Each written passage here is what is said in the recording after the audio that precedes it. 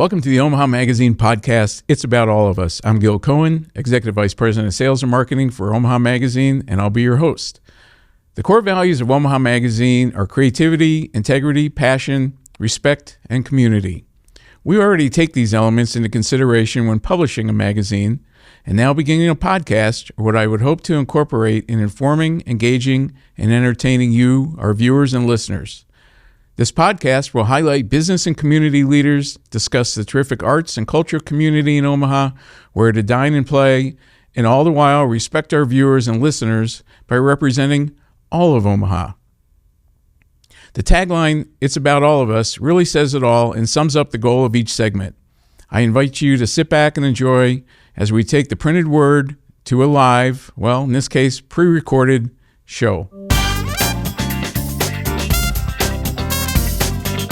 Hey, Gil Cohen with Omaha Magazine. As promised, our first guest for our first podcast is my boss, but he's also the publisher of Omaha Magazine and the owner of Omaha Magazine, Todd Lemke. Todd, welcome to the Omaha Magazine Podcast. It's about all of us. Thank you very much, Gil. Appreciate you hosting these podcasts. I think we'll have a really good time over the next 26 weeks or whatever, getting some interesting people on to talk about what's going on in Omaha, what's going on in the community, what's going on in Nebraska. And but you've been doing this for a while. Since 1983. 1983, and you're a graduate of University of Nebraska-Lincoln in journalism, correct? Correct. But that's not how you got your start in this business. Correct. I actually, when I got out of school, I actually started selling real estate. And this was back in 81 through 83. And interest rates were literally 16.5%, 17%. But I did very well because I sold to other first-time buyers like me, a little naive. Yeah. And so I advertised in a product. Some of you people that have been around for a while, you'll recognize the name City Slicker. Okay. And think of it as a bar magazine. Mm-hmm. And so that was my audience because I was selling first-time buyers and did very well with that. And they found out I had a journalism degree. So the very first publication that didn't last very long was called City Slicker. Interesting. And so, and had you purchased City Slicker, or how did you end up with Omaha Magazine? Correct. Purchased City Slicker. Okay. So that was my intro into the magazine world. City Slicker was a great product, but not very sophisticated. At the time, there was an Omaha Magazine in the city, so hence I couldn't have that name. Gotcha. And Omaha Magazine's title or name actually goes back to 1895. Serious? Yeah. So about 30 years after Omaha was basically founded, they already had a publication here. Omaha was founded in 1857, or Nebraska was founded in 1857, something like that. And it was with the Bee newspaper. Okay. And it was newsprint, but it was folded and cut like a magazine. Very avant-garde. It was very sassy. We don't have any copies of that anywhere in the warehouse. I am so embarrassed. Somewhere I have maybe the Durham. a copy. You think the Durham might have copies? We need to get it. Yeah, we really do. That would be kind of cool to find that somewhere. So how did you end up with Omaha Magazine then? So, we got to it after doing a year of City Slicker. It got to the point where I had to decide, do I want to be in the real estate business or do I want to be in the publishing business? Hindsight, Gil, I'm not sure I made the correct choice. I don't know. With interest rates back up to 7% and home prices up 30 or 40%, I don't know. But, obviously, since my degree was in journalism, there was a tug there. And so I chose the journalism route and dumped the name City Slicker. Kind of a weird name when you think about it. And their Omaha Magazine was still going on, and so we were originally called Omaha Today. Okay. And back then we had free distribution and stacked it up on the street and did that for a couple years. And then slowly the name Omaha Magazine became available. I didn't buy it from anybody. I just went down to the state, paid $100 and got the name. Very cool. That's nice that we're able to do that, because obviously Omaha Magazine represents Omaha, and so to be able to secure that name and to continue that. So that was 40 years ago. Correct. We're now on our 41st year. Can you believe that? Starting in March. Yeah, that's incredible. I don't think there's anything else in the area that's been around as long, except for possibly the World Herald. But I don't think there's any other publication that. Well, especially with continual ownership. Right. And definitely, the old Omaha Magazine kind of came, kind of went. Yeah. A few of you people that are a little bit older will remember that. But ours is the longest running Omaha Magazine. And we did a couple key things straight out of the chute. And by the way, one of the things we did is how I met you, Gil. So when I look back at why Omaha Magazine either succeeded or not succeeded, it was probably a little bit to do with the population size, but also it wasn't diverse enough. And so we needed time. We literally bought time for that title to develop into what it is today, which is a paid circulation. Right. But one of the things I'm going to interrupt you there real quick. Explain what the difference is between a paid circulation and free distribution. I think that's important for our viewers and audience to kind of know what the difference is there. Well, thanks for asking, because it is a large difference. Back when we did Omaha Today, we'd print it up, we'd stack it up around businesses, any place that would take it, and we'd distribute it free for the public to pick up. Totally different. So there's two more stages. The first stage is you want to at least go out in the mail to someone's home. Right. To end up in someone's home is a huge advantage. Then the third stage was to actually get it paid and requested and then turned to paid circulation. And that's what we were able to accomplish. And to this day, it's about a 20,000 paid and then another 180,000 flip book online. Right. Because it's a little different world today than when I started 40 years ago. And those are opted in email. People that have requested to receive the magazine don't necessarily want to buy the printed copy, but they still want to read it and see what's going on there. Correct. Yes. And let's stay on the Omaha Magazine subject. The magazine, as you and I know, but the audience doesn't know, we're a member of City Regional Magazine Association. And can you kind of talk about the importance of being part of that association for the magazine itself and what that does for the publication? It's a great question. And CRMA, as you mentioned, stands for City Regional Magazine Association. And so these are people like the Washingtonian, like Chicago Magazine, like Denver Magazine, like D Magazine, like Texas Highways. These are the big boys, and they do 2 audits. And the first audit they do is you have to be a paid circulation. The second audit you do is the edit needs to be what's called reader-centric. The edit needs to be written for the reader, not because someone advertised with you. Right. And you think that's easy to do, but in today's world of storytelling, it's easier to just go ahead and give the advertiser basically a free profile on their business if they commit to an advertising contract. Right. And we have never subscribed to that. We've really looked at everything in the long run. And I think to this day that truly we have editorial that a reader would really want to know. We have a great subject matter, Omaha, so why not go ahead and do it the right way? Typically, our editorial, it's what I call multi-source, Gil. And so it's not what we would call singular focus, like on just one particular business. Right. We may take on talk about a business, but then we get quite a few secondary and third interviews and quotes and those kind of things. Yeah, and then with the at least the 2 primary publications that are out there, Omaha Magazine and B2B Magazine, they're both community-based. That's one of our core values that I covered in our promo. And, we have such a diverse community with in dining and business and culture and things like that. How do you get 40 years of all, that's a lot of stuff going on out there. A lot of content. Aren't you proud? And I hope our audience is. Anyone who's been here 10, 15, 20 years, hasn't Omaha just developed into a wonderful, beautiful community? I know that the city has worked really hard on trying to find things for younger people to do. And they've done a fabulous job. And now they're working really hard on keeping what they, people from moving away by tackling the affordable housing issue. Right. So they tackled the hard one first. And people that, if you don't think there's something to do at Omaha, you need to read Omaha Magazine because it's endless. You'll never, I don't care what your interest is, there's something for all of us. Yeah, so we can give credit to our community itself for continuing to provide content to us as we go through, each issue of the magazine. And when I started there, we had 6 issues. Now we're 8. And of course, B2B has been 6 issues for a while. So that takes a lot to put all that together every issue, to plan it out, to get the stories written, the photography. Thousands of details for every issue.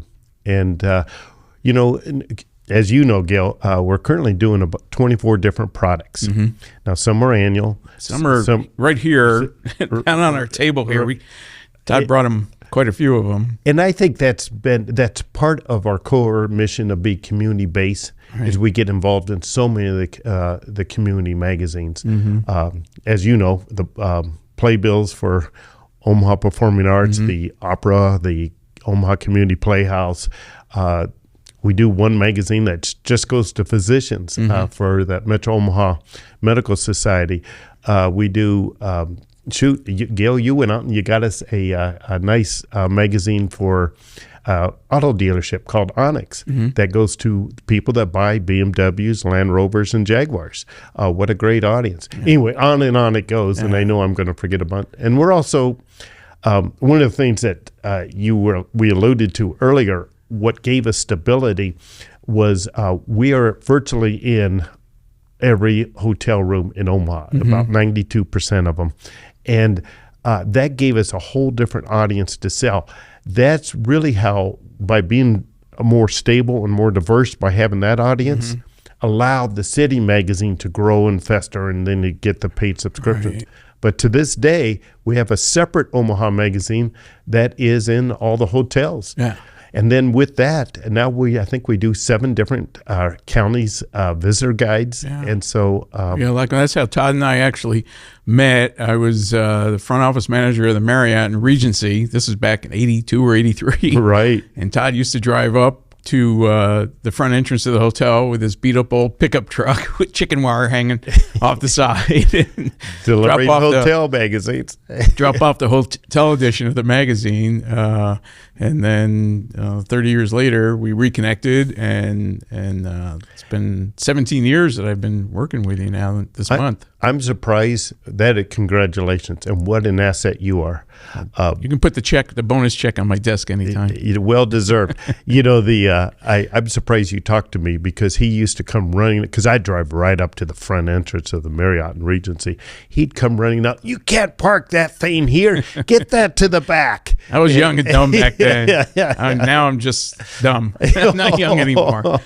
So we've touched on the history of Omaha Magazine. We've touched on some of the products that we currently have. Obviously, we've grown the magazine in 40 years from 1 or 2 publications to the 24 that we do right now, 23 or 24. You're involved with the CRMA and some various other publishing organizations and publishing groups. Everybody asks me, is print dead? Where's print going? And if these organizations are still around, associations are still around, we're still printing magazines. Obviously, there's continued future. What can we look forward to? Or in all candor, I was just talking to the production team this morning before I came here, and I was telling them I've never been more excited about our industry. I'm talking about city magazines than I ever have been. Let me back up just a second. When you hear print is dead, they primarily, and by the way, I like a great daily paper, but what they're mainly talking about is the daily paper. Well, And I always correct them by saying, no, Prince is dead, not print. Right. Anyway, I didn't mean to interrupt you. But City Magazines during COVID and even years prior to that has actually grown their market share. And I think it's because it's so hyper-personal on things that are hard to Google. You know, typically you'll Google a person we talk about or an organization or the after we print it, not before. You don't think of it yourself. Yeah. And so it's a little different kind of print. But the future, Gil, oh my goodness, we're going down this whole path of what's called audience curation. And so that is knowing our audience, right? And so I will know what edit you read, whether it be on our online, whether it be newsletters, whether it be what you listen to, what podcasts you pick to listen to, and then obviously in print. With that knowledge, now here is what's beautiful about what we call niche publishing. I'll be able to in the future, because digital presses are now starting to catch up, where in 5 years, we're going to be able to send Omaha Magazine to a digital press. Well, I can swap out ads that interest Gil. I can swap out editorial that, let's say that you're into gardening. Okay. I'll have more gardening features, right? Once you know your audience. Right. Well, that is something that it's going to be hard. And then you have the whole beauty of a magazine that's literally there when you have 5-10 minutes. It's your relaxed time. It's your unplugged time. We all are on the screen way too much. When we finally have 5-10 minutes to ourselves, pick up your local magazine, and it's just gorgeous. And you, our photography, by the way, besides our edit, it's something I'm really proud of. Right. But the magazine format forces you to go page by page, and who doesn't want something, to learn a little more about their city? Especially if it's been curated specifically for them. Can you imagine? The future is so bright, Gil. And what happens if there's two different issues of the magazine sitting there and somebody says, I didn't get that story, or I didn't get that story? How does that? Well, that'll always be, an issue. But keep in mind, we're mailing most of these to the mailbox to their home. Yeah. I'm sure we'll have a section that one of our core values is to challenge the reader. So I'm sure we'll have a section always to talk about what they may not have thought of, what they haven't investigated, and do it in a way that challenges their thought. To me, that's where you go deep with the reader. And, we have I think it's a unique opportunity that people can go online to our website, omahamagazine.com, and read all of our publications. We would love to have subscribers, right? Continue to build our subscription base, but currently, yes, there's flip books online. You can go online. COVID taught me a lot, Gil. And one of the things it taught me is what we want is readership, right? We totally value and appreciate our paid readership. But at the end of the day, the more people we can tell our stories to, the better. So what we did during COVID was totally the opposite of what they teach you in journalism school. Journalism school, they always taught you never give away something for free that you want to charge for. Right? And so, but during COVID, I wanted that extra readership because, we used to distribute to doctors' offices, hospitals, coffee shops, and there was this little thing where you didn't want to, people were afraid of. They didn't want to touch anything, So we took a chance. We do have this beautiful opted in 180,000 email list. And we started sending flip books of the magazine. Lord and behold, our subscription numbers went up. Oh, wow. They didn't go down. Yeah. So I think once people see our content, they actually want it in their home. Yeah. And they're proud of it when their guests and their family come over to have this challenging, very positive magazine about their community. And it's a unique opportunity or a unique facet of that digital publication is it's shareable. Right. So if we did a story on ABC restaurant or some business or something like that, the people within that business can share that to all their employees, to all their customers, correct? All that's all shareable online. Absolutely. And you do wonder how deep and how much is that shared. The other advantage of our stories is they're almost evergreen. I mean, if you go to our website, you literally can read stories from 7, 8, 10 years ago. And what a beauty of that. Yeah. Well, often we've had people that will mention, somebody we did a story on, and they'll go, Todd, it's 5 years later, and people are still commenting on that story. Well, I think some people are discovering it for the first time, and then they comment on it. Yeah. Our type of editorial is not news. Right. We may take on a current issue, but the bulk of it is about the people of Omaha. Right. And how often do you hear at the end of the day, it's about the people. Right. It's about all of us, which is our tagline. And we've evolved from not just print to a lot of digital. We're on Facebook, we're on Instagram, we're on LinkedIn. I know you and I have shared several stories or several articles on LinkedIn. We've done some Facebook live interviews, which have been kind of fun.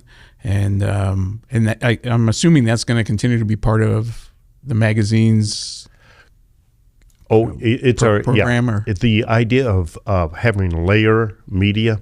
Is all the exposure. This podcast, what a great first step for us, because not only is it a podcast, it's a webcast. So you actually get to see us interact, and when we bring on guests, you're going to be able to see their faces. And to your credit, Gil, you're so easy to talk to that I think the candidness. Not always the case. There's a few people you could probably talk to that might not. No, you're fabulous at, and people just open up to you, and I think that candidness is going to really come through on these podcasts. I'm pretty excited about this. This is a whole different, another vein of our business. The print side and the digital side, and now podcast side. So, hopefully we can continue to engage our readership, maybe grow some more readership. I know, like I had mentioned earlier, you go to some of these different events or some of these different conferences. Are we unique having a podcast to the? I wouldn't say unique. I would say out of these CRMA, the City and Regional Magazine Association, I'd say about 30% of them already have podcasts. So, I've always thought you don't want to be the first, but you definitely don't want to be the last in adopting. Yeah. And again, I'm being transparent, but you were the key. To have a great host is what makes this possible. Yeah, well, this is only the first episode. So we'll see how things go. Yeah, I might be behind bars after one of them. But anyway, no, that's, so how people can get more information about Omaha Magazine by going to their website, right? Go to the website. Is probably the best place to start. From there, you can go a myriad of places. We are starting to post more and more video on the website. We're starting to post more and more articles that are web only on the website. But at the end of the day, you want to be able to hold and read Omaha Magazine. I brought this June food issue from last. Pretty colorful. Very colorful. Yeah. From the last year, because our June issue is going to be the food issue.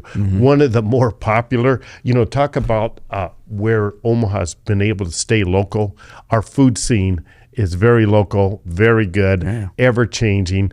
And the competitiveness in that industry is what makes it stronger. Yep. And so most Omahans are very proud of our food scene. So the June issue will be the food issue. Cool.